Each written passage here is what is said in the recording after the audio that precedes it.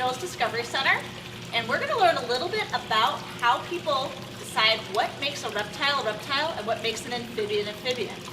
They're very often confused, and they've got some similarities, but they are very different animals. So we're going to use in our turtle pond one of our Blandings turtles. She's going to help us to take a look at what makes a reptile, and then we're going to make some comparisons to see who else can give us some examples of these animals. I'm going to try to reach in here and bring up one of our guests, because they're truly the experts. All right, our volunteer right here, going and taking a look at what makes a reptile.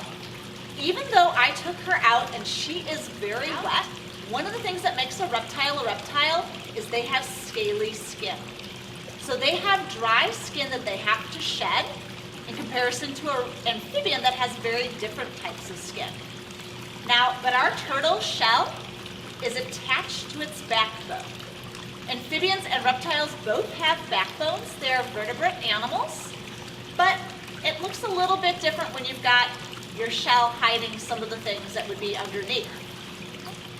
For our turtle, something that makes a reptile is that they're a cold-blooded animal.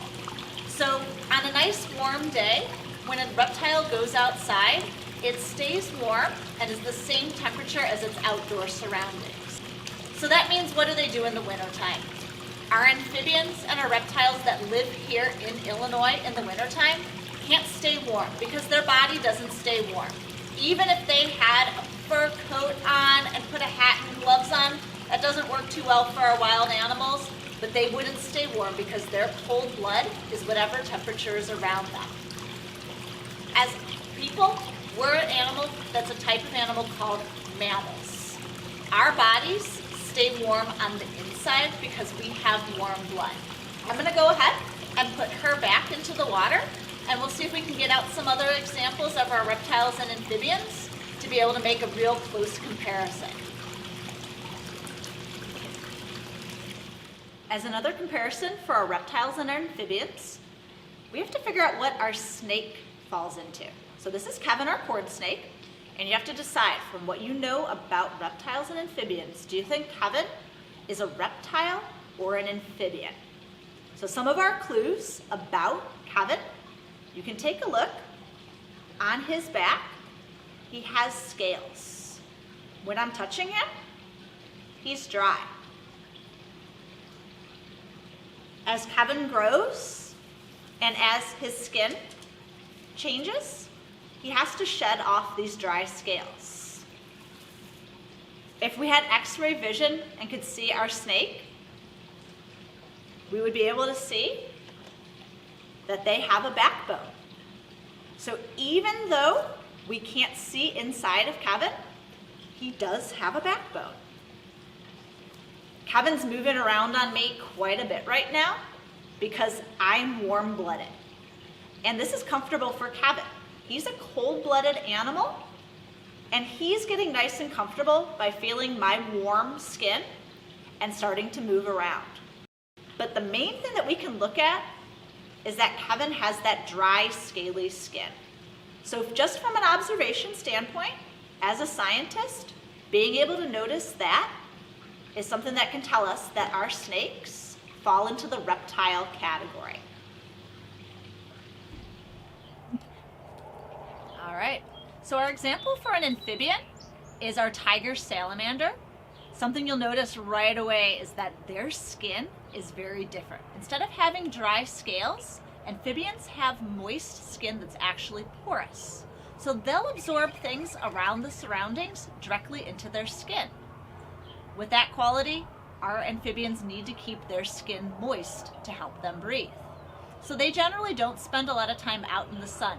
You'll find a lot of our amphibians either living in water and spending most of their lives in aquatic environments, or like our salamander, living in damp areas where they'll be under the ground in rotting logs, and that way their skin stays moist.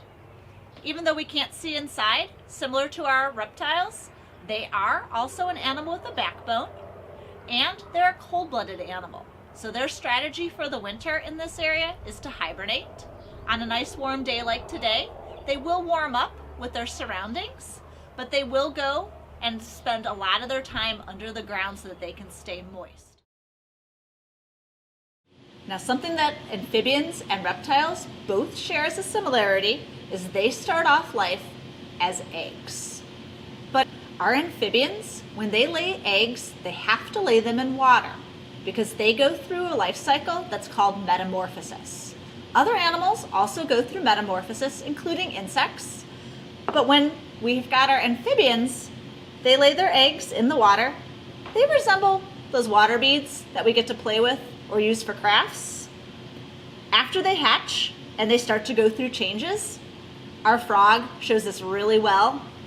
They start off as a tadpole. And as they go through metamorphosis, they begin to grow and look more and more like their adult, and eventually turn into a frog, a toad, or a salamander after they complete metamorphosis. If they're a reptile, they do start their life as an egg, but their shells are a little bit different. They're not as hard as a bird egg, but not as soft as our amphibian's egg. They also don't have to lay their eggs in water, and when they hatch, they look like miniature adults. A reptile does not go through metamorphosis. We hope you've enjoyed your time as a herpetologist here at Hickory Knolls. You're now a scientist that knows so much about amphibians and reptiles. All of our critters here are excited for you to come and visit. If you've been to Hickory Knolls before, you know we've got several examples of different reptiles and a couple examples of amphibians. So the next time you're here, you can explore and meet some of our critters in person, and I encourage you to go outside and explore and see who you can find that lives here in your backyard.